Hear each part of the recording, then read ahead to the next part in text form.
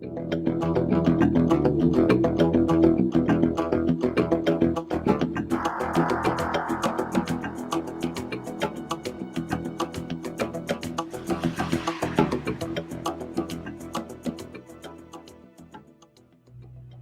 el año 2004, Roosevelt Roads cesó su función como base operacional de la Armada estadounidense por octava ocasión.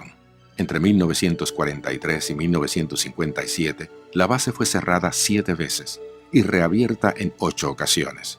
El actual cierre respondió a la Ley de Asignaciones de Defensa del año fiscal 2004 y el proceso de cierre y realineamiento de bases militares, Base Realignment and Closure Act of 1990, del Congreso estadounidense. Roosevelt Roads fue la base naval estadounidense más grande en el mundo, fuera del territorio continental. Además de los 8.600 acres que ocupa entre los municipios de Ceiba y Naguabo, poseía 14.252 acres en Vieques. La base cuenta al menos con 9 muelles, una planta de tratamiento de agua potable, 4 plantas de tratamiento para aguas usadas, 110 millas de carretera, 42 millas de costa, 1.340 edificios y sobre 2 millas, 11.000 pies de pista, capaz de permitir el aterrizaje de cualquier avión. Además, la base poseía todas las facilidades y diversiones existentes en una comunidad moderna, como su propia estación de televisión, radioemisoras AM y FM y televisión por satélite para entretener a los familiares de 7.000 militares y reservistas. Antes de su cierre, la instalación consumía 7 millones de galones de agua diario, de los que 3 millones eran desechados al mar. Roosevelt Roads gastaba mensualmente sobre $1 millón en energía eléctrica.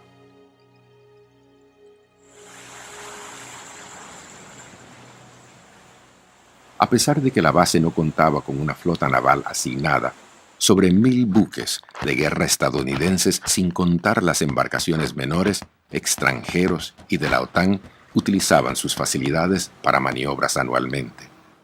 Las facilidades eran alquiladas a firmas comerciales dedicadas a la producción de nuevos armamentos y equipos bélicos, o países extranjeros para hacer prácticas de bombardeo, generando $80 millones anuales al Pentágono.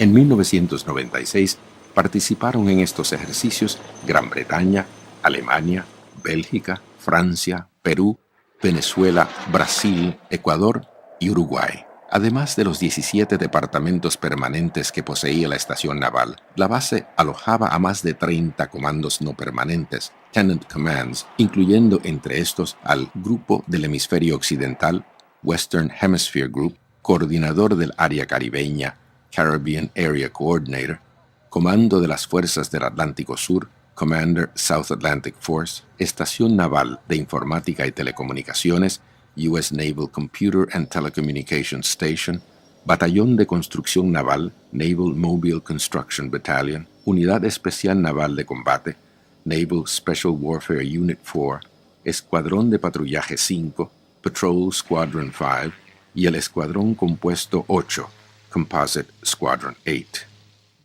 Antes de cerrar operaciones, la base naval Roosevelt Roads se mantuvo como una instalación que proveía puertos, aeropuerto y otras facilidades logísticas para abastecer la flota y las operaciones navales en el Océano Atlántico, para la protección de las rutas marítimas de comunicación y el comercio entre los Estados Unidos y Latinoamérica. Además, proyectaba el poderío militar estadounidense hacia Sudamérica y África. Estas precisamente fueron algunas de las razones que determinaron la eventual construcción de Roosevelt Roads durante la Segunda Guerra Mundial.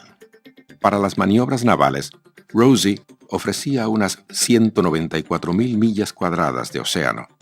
El área incluye el campo de rastreo submarino Underwater Tracking Range, localizado en la costa oeste de la isla de Santa Cruz, Islas Vírgenes estadounidenses.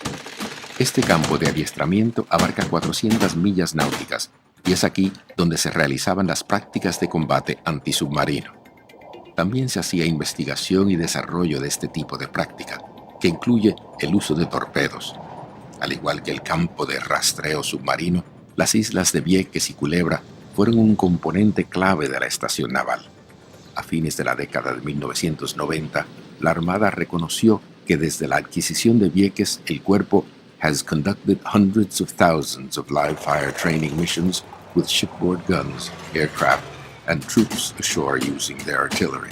Según la Marina de Guerra, existían 5 razones para utilizar a Vieques como campo de bombardeo vivo o Live Impact Area. Primero, por estar la isla fuera de las rutas aéreas comerciales, la aviación militar podía bombardear el campo de tiro desde gran altura.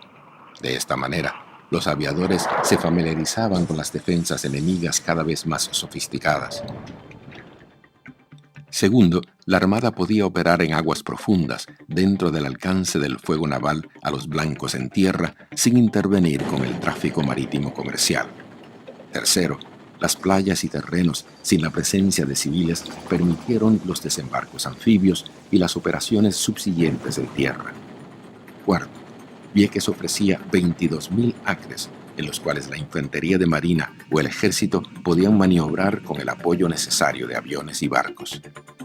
Quinto, la base naval Roosevelt Roads, sede del centro de mando del Atlantic Fleet Weapons Training Facility, con facilidades de radar, microonda y radiocomunicaciones, está localizada a tan solo 8 millas, por lo que brindaba el apoyo necesario, abastecimiento de combustible y pertrechos a las embarcaciones y aviones participantes a las operaciones en Vieques. Desde 1957, el complejo naval fue el eje de las operaciones de misiles dirigidos que formaban parte del Centro de Entrenamiento con Armas de la Flota del Atlántico, o AFWEDF, por sus siglas en inglés. Entre sus tareas, el centro desarrollaba, probaba y evaluaba sistemas de armamentos. Los cuarteles generales, el control de radiooperaciones y el centro de control de radar del AFWEDF son altamente secretos. Gran parte del edificio de 5 pisos se encuentra, al igual que el Comando de Defensa Aeroespacial, NORAD, ubicado en las montañas Cheyenne, en Colorado Springs, bajo tierra. El centro de operaciones cuenta con docenas de salones y grandes corredores. Las entradas y salidas a la facilidad se hallan a ambos lados de la montaña Delicias. En el AFWED se evaluaban todas las actividades de los diferentes campos de entrenamiento, a saber, el Inner Range, el Outer Range, el Underwater Tracking Range y el Electronic Warfare Range. El Inner Range cubría más de 1/3 parte de Vieques y tenía 2 partes, el Eastern Maneuver Area, con 10.800 acres, al este de Isabel II y Esperanza, y el Live Impact Area, cerca del extremo este de la isla, ocupando 899 acres. El Eastern Maneuver Area incluía 5 campos de prácticas con artillería liviana y un campo para la práctica de demolición. El AFWEDF comprendía igualmente el Outer Range, 2 inmensos espacios de mar y aire, el campo del norte en el Océano Atlántico, Alpha Range, y el campo del sur en el Mar Caribe, Bravo Range. En ambos campos del Outer Range, el adiestramiento se realizaba en alta mar e incluía el uso de municiones vivas. Las operaciones del Outer Range, así como las actividades en el Atlántico y el Caribe, ejecutadas por aviones, barcos y drones, eran seguidas electrónicamente y observadas en una gigantesca pantalla. El AFWEDF además incluía un campo de rastreo submarino cerca de Vieques y en dirección hacia Santa Cruz. En este polígono, los sumergibles atómicos que acompañaban los grupos de combate de los portaaviones llevaban a cabo decenas de ejercicios de guerra, submarina y antisubmarina, de prueba para certificar la precisión de los sistemas de armamentos. En el 1977, el lecho marino del Underwater Tracking Range contaba con 13 sensores electrónicos que, unidos a los centros de comunicación, eran capaces de rastrear buques, incluyendo submarinos sumergidos y torpedos. El campo de guerra electrónico, Electronic Warfare Range, estaba compuesto por un centro de comunicaciones para analizar transmisiones y frecuencias en la zona.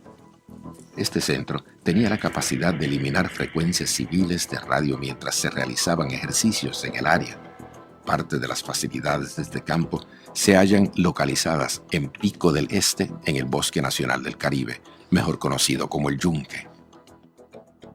Para realizar ejercicios de tiro en los diferentes polígonos que poseía y administraba el AFWEDF, se utilizaban blancos aéreos o drones, que eran lanzados por aviones o plataformas de lanzamiento flotantes. Ceiba contaba con un Aerial Target Shop, que ensamblaba todos los drones utilizados en las facilidades del AFWERF. Una plataforma de lanzamiento estaba localizada en la isla de Cabras. Al igual que los blancos aéreos, Roosevelt Roads contaba con talleres para torpedos y submarinos señuelos que servían las necesidades del Underwater Tracking Range.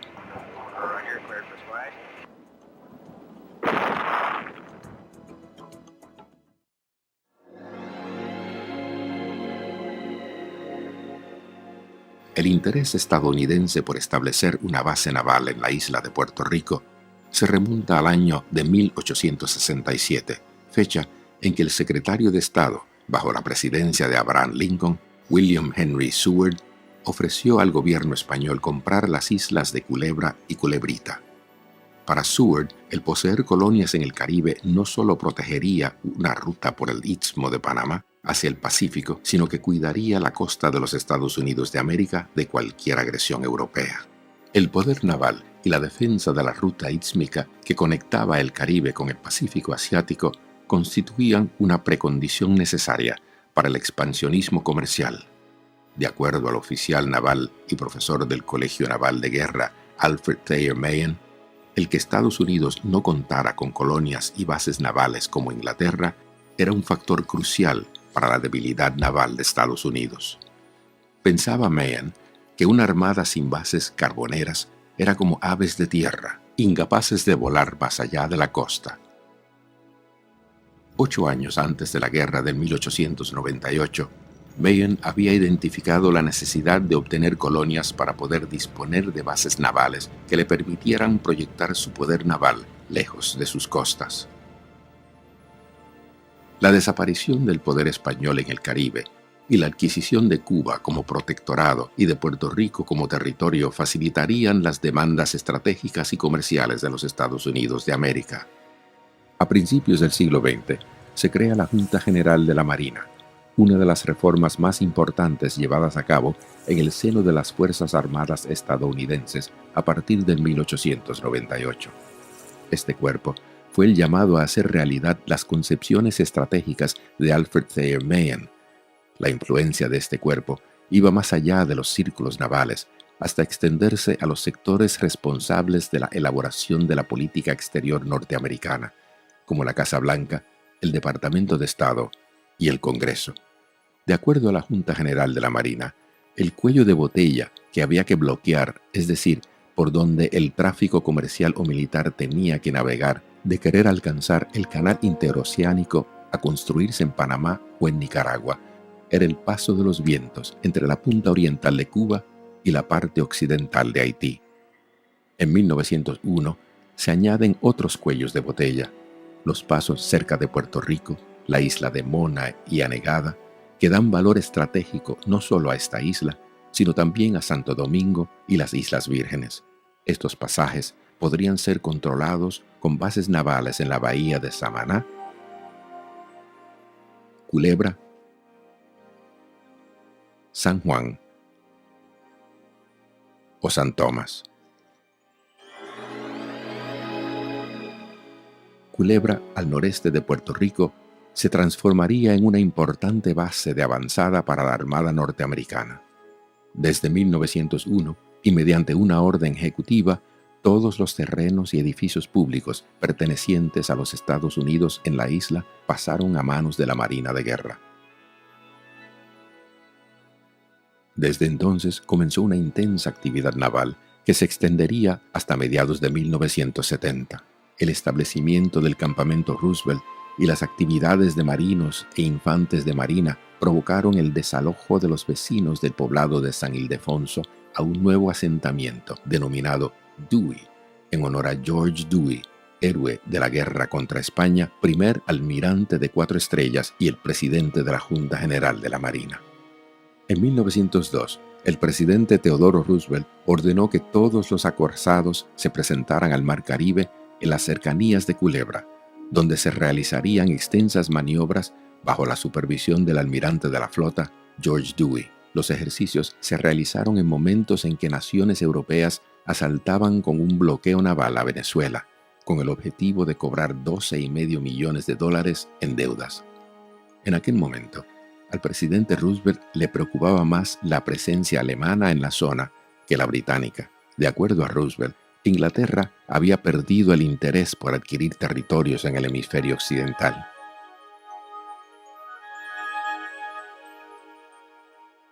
El bloqueo finalizó con la intervención del presidente Roosevelt como árbitro de reclamaciones, obligando a Venezuela a negociar las deudas con los países afectados. El incidente corroboró las sospechas estadounidenses de las ambiciones territoriales alemanas en América. Los planes bélicos de Alemania contra los Estados Unidos contemplaba la ocupación de Puerto Rico para desde allí dirigir operaciones militares contra los Estados Unidos continentales, especialmente contra Newport y Hampton Roads en Virginia, donde se ubicaban uno de los astilleros y base naval más importante. Otro objetivo del almirantazgo alemán era edificar una estación carbonera en el Caribe, posiblemente Santo Domingo o la isla Margarita al norte de Venezuela. Fue precisamente los temores hacia las pretensiones de Alemania y la importancia estratégica de la zona nororiental de Puerto Rico lo que condujo a que se les prestara especial atención a las radas de Fajardo. Era este un valioso lugar de reunión para una flota que navegara el norte de las Antillas Mayores. De acuerdo a la Junta Naval, el edificar una base al sur de Culebra garantizaría la seguridad hemisférica tan al sur como el Amazonas. Aunque Alemania e Inglaterra eran una amenaza seria para los Estados Unidos, la rivalidad entre ambos imperios mantendrá sus marinas de guerra en Europa, fuera del hemisferio occidental y de las costas norteamericanas. De hecho, no es hasta iniciada la Primera Guerra Mundial que la Marina estadounidense elabora un plan defensivo conocido como el Black War Plan. Fue en este periodo que la Junta General de la Marina determinó que la isla de Culebra era probablemente la mejor localización para establecer una base en el Caribe. Sin embargo, el director del Colegio Naval de Guerra, el capitán William S. Sims, descartó el desarrollo de una base de primer orden allí. El espacio limitado que ofrecía la pequeña isla para acomodar una gran flota pesó en la decisión, y en su lugar se recomendó la creación de una base de avanzada. A lo largo de 1916, continuó discutiéndose la futura localización de una base naval en el Caribe. Tanto para el secretario auxiliar de la Marina y futuro presidente Franklin Delano Roosevelt como para el alto mando de la Armada, la instalación tendría como objetivos cubrir las líneas de comunicación norteamericanas y evitar cualquier intento de intervención europea en la zona. Las áreas favorecidas eran Guantánamo en Cuba y el pasaje de Vieques, que incluye a Culebra, al este de Puerto Rico. En 1917, Estados Unidos compró las Islas Vírgenes a Dinamarca por $25 millones. La adquisición del archipiélago evitaba su uso por los alemanes, que habían transformado a la bahía Carlota Amalia en base del Caribe para la línea de barcos Hamburg-América. En San Tomás se construiría una radioestación y una base para submarinos. Aunque no existía dudas en cuanto a la importancia que tenía el desarrollar una base naval en el Caribe, al estallar la Primera Guerra Mundial, la Marina de Guerra estadounidense fue sorprendida sin aún poseer una instalación totalmente completada en la zona. Desde la compra de las Islas Vírgenes y hasta 1934, la Marina estadounidense continuó en la búsqueda y reconocimiento de una localización para el desarrollo de una base naval de primer orden en el Caribe. Todos los informes preparados durante este periodo coincidían en que la parte occidental de la sonda de Vieques, es decir, la zona donde se localiza el municipio de Ceiba, como el lugar idóneo. Por ejemplo, en el memorando preparado en junio de 1934 por el oficial Virgil Baker, se describe el área que eventualmente alojará a Roosevelt Roads. De acuerdo al memorando, desde la parte sureste de Puerto Rico a la parte noroeste de Vieques y el Banco Arenas se encierra Ensenada Honda. La excelente bahía tiene aproximadamente 30 millas cuadradas de anclaje con más de 7 leguas de profundidad. Las comunicaciones y el transporte entre la futura base y el resto de la isla se lograría utilizando la carretera que había hacia la bahía y por las vías ferroviarias a lo largo de la costa norte y sur de Puerto Rico, que estaban a solo 1 milla de la bahía. El desarrollo de la planta hidroeléctrica en Río Blanco, a 5 millas al noroeste de Ensenada Honda y equipado con turbinas para producir 7,000 caballos de fuerza, suministraría gran cantidad de agua fresca a la base. Añadía Baker que por el costo de un acorazado pesado, unos $25 millones podría desarrollarse la base naval en Puerto Rico.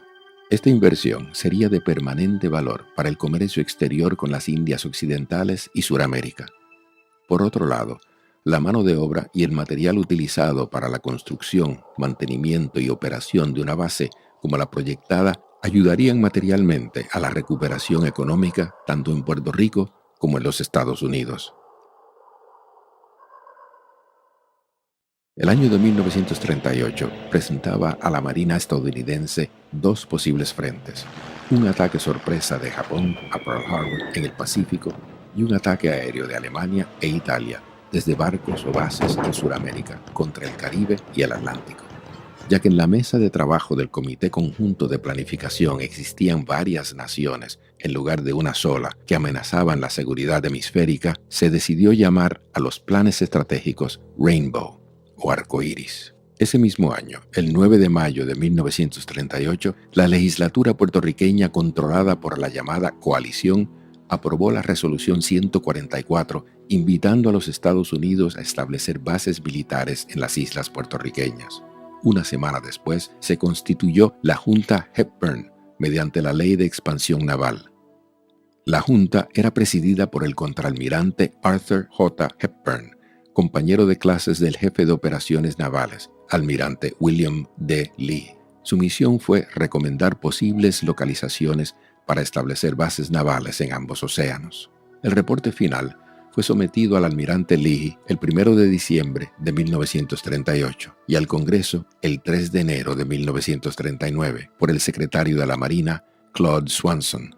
El informe recomendó el desembolso de $326 millones, mayormente para el desarrollo de bases aéreas y submarinas en 10 lugares en los Estados Unidos, 4 en el Caribe y 12 en el Pacífico. De los 10 sitios que tenían prioridad, se destacaba San Juan de Puerto Rico. El informe proponía mejoras a la bahía y la construcción de una base naval, aérea y para submarinos en Isla Grande. También incluía recomendaciones para la expansión de las facilidades en las Islas Vírgenes. Para febrero de 1939, se celebraron en el Caribe las maniobras navales Fleet Problem 20, algo poco común, pues a excepción de Fleet Problem 15, donde algunas maniobras se realizaron en el Caribe, todos los ejercicios anteriores se habían desarrollado en el Pacífico. Las maniobras navales alrededor de Culebra fueron observadas por el presidente Franklin Delano Roosevelt y el jefe de operaciones navales y próximo gobernador de Puerto Rico, William D. Lee. De ahí la importancia que la Marina de Guerra norteamericana otorgó a las maniobras navales de la zona nororiental de Puerto Rico meses antes de estallar la Segunda Guerra Mundial. Fleet Problem 20 se diseñó exclusivamente para atender la situación caribeña y del Atlántico Sur. Las prácticas simularon un ataque de Alemania en alianza con rebeldes brasileños en la zona y la contraofensiva norteamericana como respuesta inmediata. Al final de las maniobras, quedaría establecida la necesidad apremiante de nuevas bases en la región, como también desarrollar y fortalecer las existentes. Estas observaciones coincidieron con las conclusiones presentadas por la Junta Hepburn en diciembre de 1938.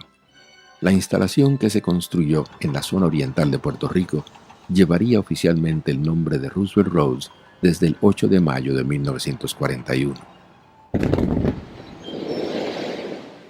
Este nombre honraba a la familia estadounidense que ayudó a expandir y modernizar la Marina de Guerra norteamericana, hasta transformarla en una de las más poderosas. El complejo militar se localizaría en gran parte del territorio que comprende el municipio de Ceiba. la participación neutral y preparación de los Estados Unidos para la Segunda Guerra Mundial aceleró la necesidad de más tierras en la zona oriental de Puerto Rico. El gobierno insular facilitó esta necesidad mediante el proyecto de la Cámara 500. El proyecto autorizaba el traspaso al gobierno federal de las tierras y cuerpos de aguas adyacentes a la costa este y sureste de Puerto Rico, colindando con el Mar Caribe, la bahía de Ensenada Honda y el Océano Atlántico, de los terrenos del gobierno insular hacia el este y el oeste del río Daguao y hacia el norte y el oeste del río Fajardo.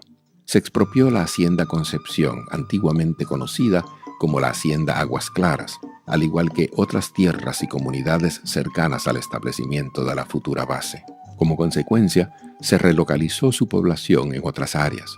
En carta del jefe del Buró de Arsenales y Muelles al fiscal general de litigios en marzo de 1941, se recomendó la adquisición de 7.527.78 acres en Ensenada Honda para este propósito. Gran parte de los barrios de Ceiba y otros en Naguabo, Daguao, Quebrada Seca, Guayacán, Chupacayos, Machos, como las islas de Culebra, Vieques e islotes aledaños, Piñeros, Cabeza de Perro, Tea y Cabras, pasarían a manos de la Marina de Guerra. En relación a Vieques, la Junta para el Desarrollo de Estaciones Costeras de la Armada, Shore Station Development Board, notificó al jefe de operaciones navales que se contaba con una partida de $3.200.000 provenientes de la Ley de Asignaciones Navales de 1941 para adquirir la parte occidental y la mitad oriental de la isla. Como era de esperar, una parte de los afectados, los que podían sufragar un pleito, se opusieron a las intenciones de la Armada y llevaron sus quejas a diferentes foros, solo para corroborar la estrecha relación del gobierno insular y federal con las fuerzas militares norteamericanas ante la emergencia de guerra. En contraste a este sector, la mayoría de los afectados eran pequeños terratenientes o peor, simples obreros de la tierra, analfabetos, endeudados y agregados que no tuvieron oportunidad alguna para reclamar justicia ante la sorpresiva falta de tierra y hogar. El proceso de expropiación en Ceiba se inició en marzo de 1941 y acabaría eventualmente con las comunidades de Machos, Guayacán, Quebrada Seca y Playa Blanca. En Vieques se daría la misma situación cuando la totalidad del barrio Punta Arenas y gran parte de los barrios Llave, Mosquito y Puerto Ferro desaparecieron con la incursión de la Armada. En Ceiba, las expropiaciones se realizaron sin llegar al grado de violencia demostrado por la Marina en Vieques. La mayoría de los afectados, herederos de pequeños terratenientes y agregados que no poseían título de propiedad, solo recibieron, por parte de la Armada, una modesta compensación por sus casuchas. Sin embargo, tras la expropiación, el gobierno insular proveyó a los desposeídos parcelas de una cuerda de extensión en los terrenos aledaños a la base naval y la carretera estatal número 3. El área será conocida como Aguas Claras. Esta concepción de parte del gobierno insular era parte del programa político del Partido Popular Democrático que presidía Luis Muñoz Marín, entonces presidente del Senado. La Autoridad de Tierras, creada por la Ley número 26 de la Asamblea Legislativa, aprobada el 12 de abril de 1941, además de poner fin al latifundio corporativo, moderó el impacto de las expropiaciones militares. Tal vez por esto muchos de los parceleros recuerdan a Muñoz Marín como el benefactor de su nuevo hogar.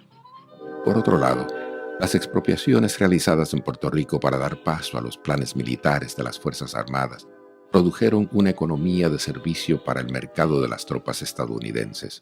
Durante los años de guerra, se incrementaría el mercado de bares, restaurantes, casas de juegos, hostales y sobre todo casas de lenocinio o burdeles para satisfacer el nuevo poder de compra de las tropas norteamericanas en la isla.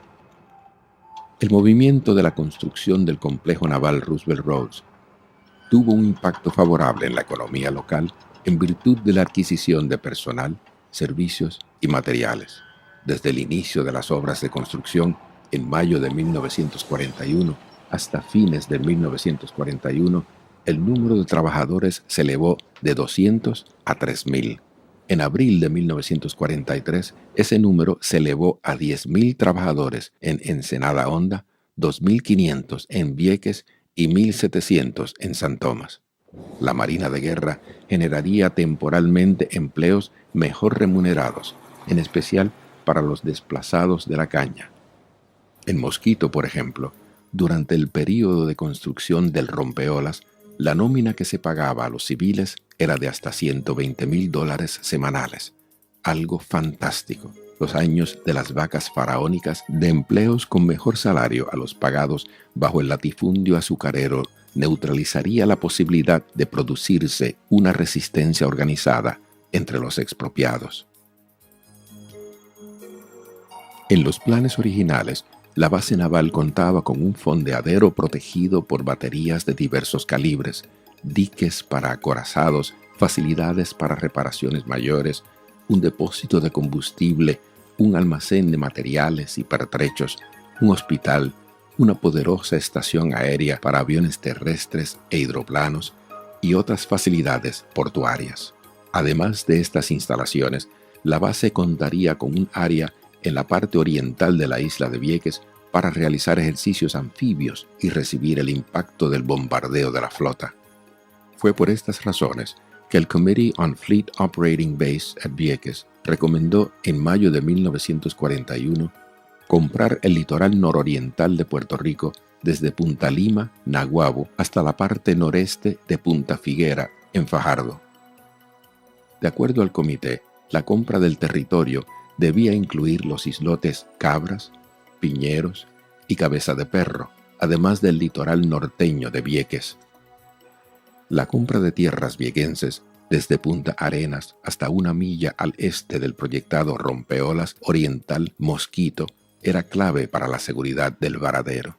Por su posición geográfica, la base aeronaval Roosevelt Roads en el pasaje de Vieques se convertiría en el Pearl Harbor del Caribe, es decir, la base principal de la región, para proveer el apoyo logístico a las bases auxiliares desarrolladas en Antigua, San Tomás y Culebra. Las instalaciones brindarían apoyo logístico al 60% de las operaciones de la flota atlántica. Las bases aéreas auxiliares en Antigua, Culebra y San Tomás, incluyendo su base de submarinos bajo las condiciones de guerra de 1941. Las facilidades en Ceiba obviarían la necesidad de hacer un viaje de 2.000 millas a la base Norfolk en Virginia para los servicios y las reparaciones corrientes. Este enorme proyecto anticipaba la ocupación alemana de la costa de Dakar, Senegal, para entonces desde allí controlar a Sudamérica, especialmente la zona de Natal en Brasil y el Caribe. También visualizaba el colapso de los ejércitos aliados y la necesidad de asilar las flotas francesa y británica de la amenaza nazi. El extremo oriental de la isla era la única localización capaz de alojar una base de tal magnitud, además de contar con el espacio marítimo ideal para desarrollarse el anclaje de una flota. El pasaje de Vieques entre ambas islas se desarrollaría como un gran varadero al edificarse 2 rompeolas entre Vieques y la isla de Puerto Rico. Estos rompeolas protegerían a las embarcaciones de las fuertes marejadas del este y de un posible ataque submarino por el suroeste. Uno de los rompeolas tendría una longitud de 15.900 yardas y se extendería desde el islote Piñeros en dirección sur-sureste hasta Punta Caballo en Vieques. El otro rompeolas de 11.700 yardas de largo se ubicaría entre Punta Arenas en Vieques con dirección norte-noroeste hasta Punta Cascajo al suroeste de la bahía de Ensenada Honda. El varadero contaría con 2 canales de entrada y salida que eliminarían los peligros o dificultades de acceso para barcos de gran tamaño. En octubre de 1942 se iniciaría su construcción aprovechando el material rocoso de la cantera allí establecida y la poca profundidad entre Mosquito y la isla Cabeza de Perro, al este de Piñeros.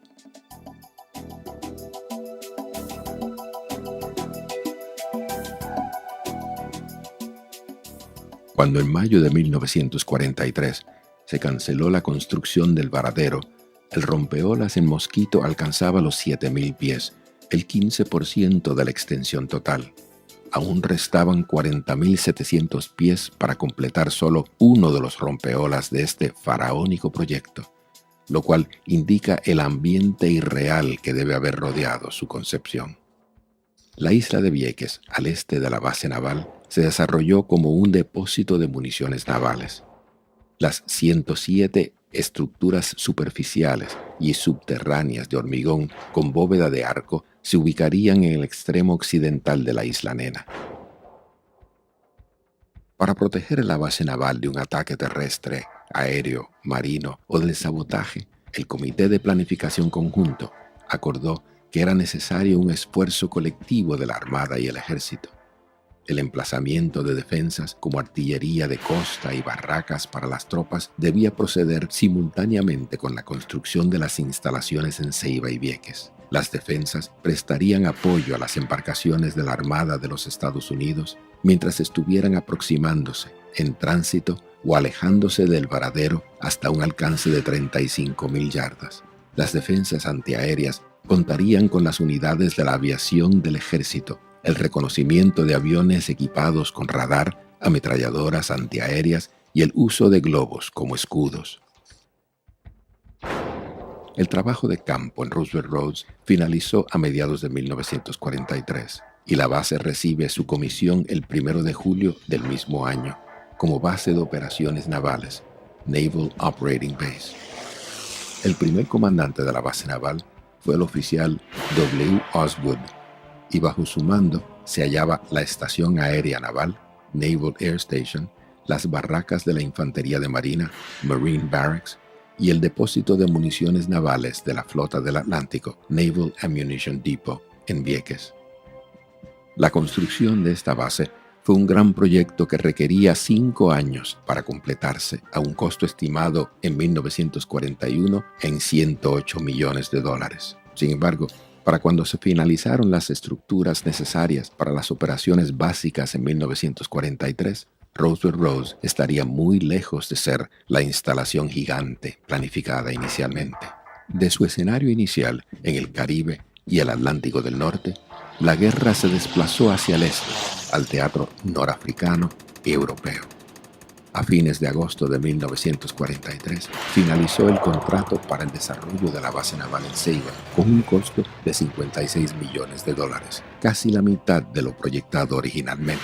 Esta cantidad, sin embargo, se podía considerar exorbitante si se compara con el presupuesto del gobierno insular para ese mismo año, que apenas rebasaba los 32 millones. A pesar de que cuando finalizó la construcción de la base, la amenaza submarina nazi había dejado de ser un problema defensivo serio para los aliados, lo cierto es que la base en Ceiba prestó servicios vitales a la flota y ayudó a derrotar a la flota submarina alemana y restituir las rutas comerciales de vital importancia para el abastecimiento y la supervivencia de los aliados y del pueblo de Puerto Rico. Durante la guerra, la presencia de unidades aéreas y navales en la zona oriental de Puerto Rico, junto a las actividades que se desarrollaron en Roosevelt Roads e islas adyacentes, al parecer pesaron en la decisión alemana de no operar sus U-boats en aguas tan cercanas. En este sentido, podríamos inferir que durante el conflicto una de las zonas más seguras para la navegación y sobre todo el comercio interislas fue el espacio marítimo entre el pasaje de Vieques y el pasaje de Anegada. El fin de la Segunda Guerra Mundial y el advenimiento de la Guerra Fría significaron un renacimiento para el complejo naval al este de Puerto Rico. En las próximas décadas, Roosevelt Roads, junto a las islas de Culebra y Vieques, consolidarán su papel en la defensa del hemisferio occidental. Además, ejercerán un papel vital en la experimentación de armamentos de combate y la preparación bélica de los componentes de la Organización del Tratado del Atlántico Norte. Roosevelt Roads se transformaría entonces en un centro especial para misiles, o Naval Air Special Missiles Center. Esta es quizás una de las funciones menos conocidas de la base naval.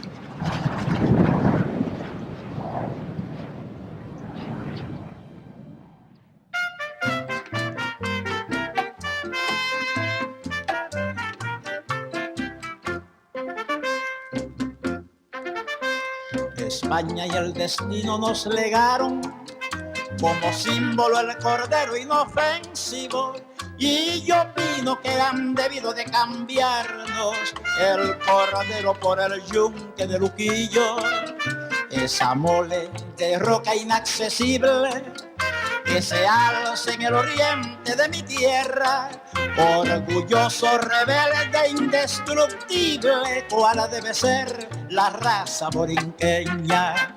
Pero en vez de imitar a la montaña, somos débil reflejo del cordero, y da rabia mirar cómo se ensañan traidores y extranjeros con mi pueblo.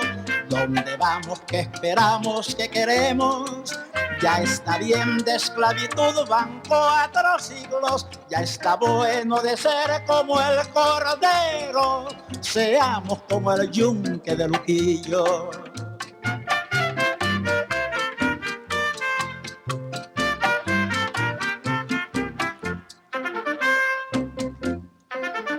Pero en vez de imitar a la montaña, somos débil reflejo del cordero, y da rabia mirar cómo se ensañan traidores y extranjeros con mi pueblo.